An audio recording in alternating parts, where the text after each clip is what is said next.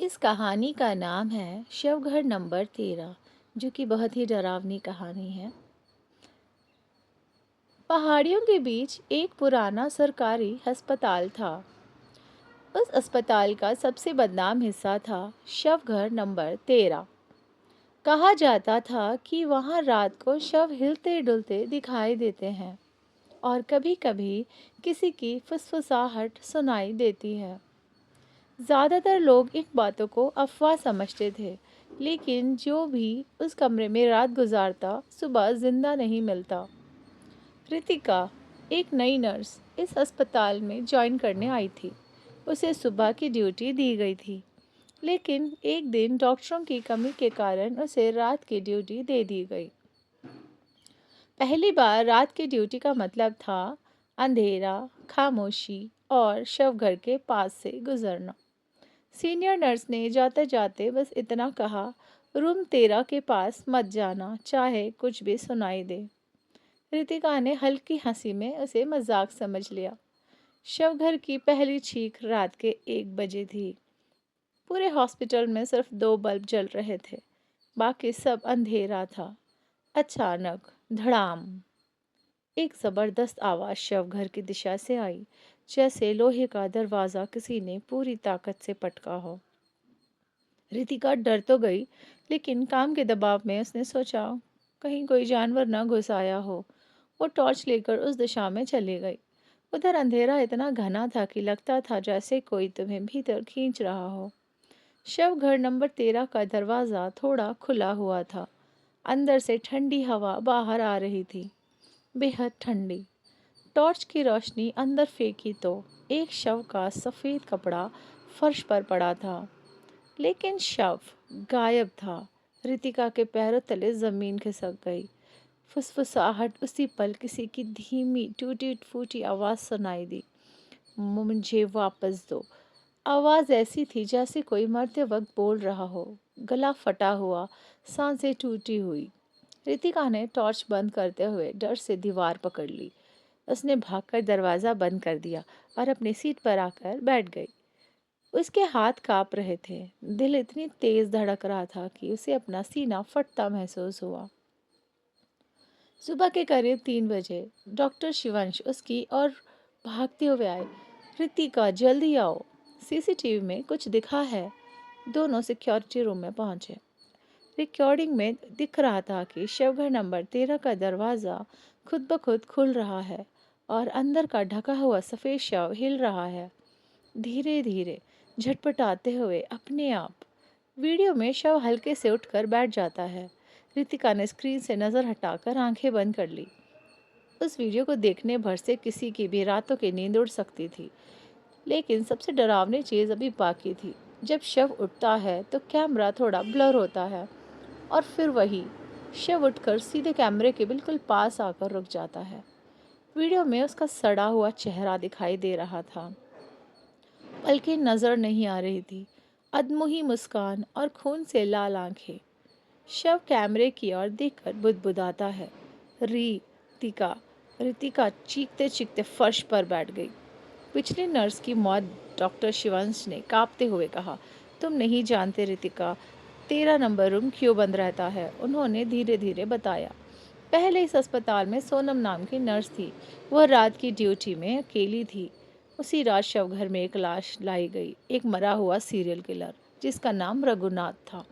कहा जाता था कि वह मरने के बाद भी आंखें नहीं बंद करता था। सोनम ने गलती से शवघर 13 को अंदर से लॉक कर दिया और उस रात सुरक्षा गार्ड ने कैमरे से कमरे से चीखें सुनी, एक लड़की की चीखें। सुबह जब दरवाज़ा खोला गया, सोनम का शव टेबल पर पड़ा था। उसका चेहरा डर से नीला पड़ चुका था, आंखें फटी थी और उसकी उंगलियां लाश के बाजू को कसकर पकड़ी हुई थी, जैसे उसने मरते वक्त उस लाश से छुटकारा पाने की कोशिश की हो।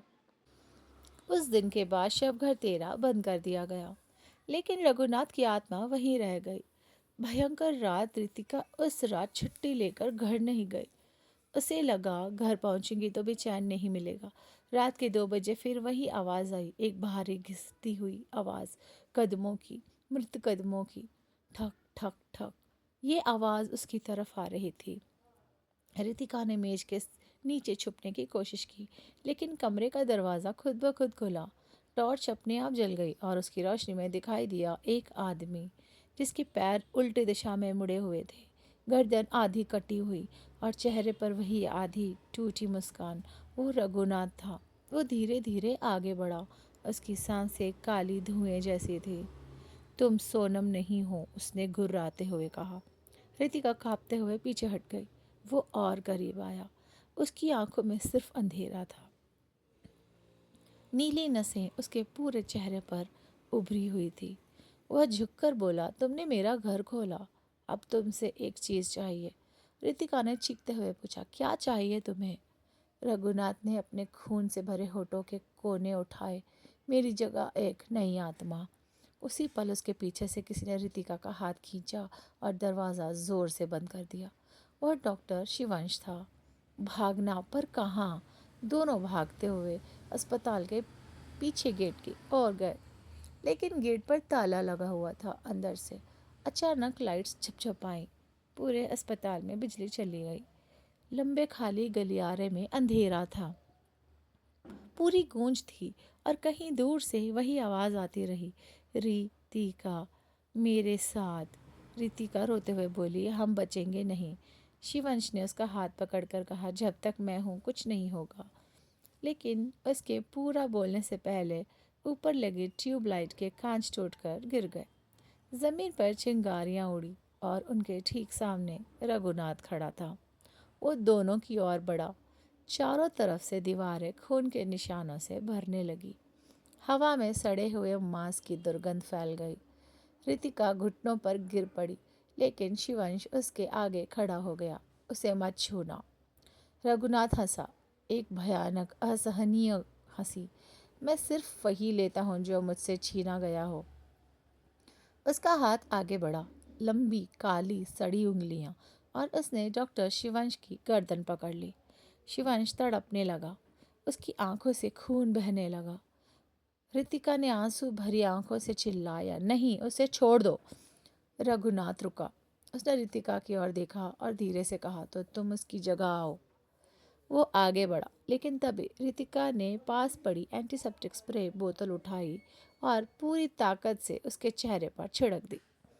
रघुनाथ जोर से चीखा। उसका चेहरा धुआं छोड़ने लगा। वो पीछे हट गया। चीखें दीवारों में गूंजने लगी, इतनी भयानक कि कांच फटने लगा। रितिका और शिवांश किसी तरह दौड़कर बाहर निकलने में सफल रहे। अस्पताल के बाहर पहुंचते ही सुबह होने लगी थी। दोनों थोड़ी सुरक्षित दूरी पर बैठकर हाँफने लगे। शिवंश बोला, आखिर वह हम दोनों के पीछे क्यों पड़ा? रितिका कांपती आवाज़ में बोली, क्योंकि शवघर 13 में जो शव गायब था वो मैंने देखा था। वो जानता है, मैं उसकी सच्चाई जानती हूँ।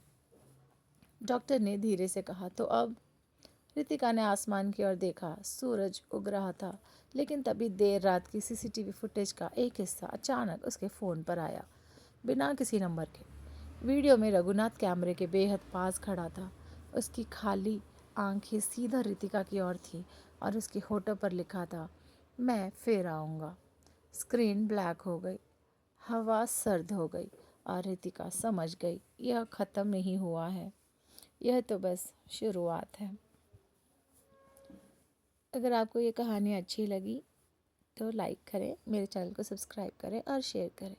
और अगर आप चाहते हैं कि मैं इसका भाग 2 भी लिखूं तो प्लीज़ कमेंट करें। Thank you so much.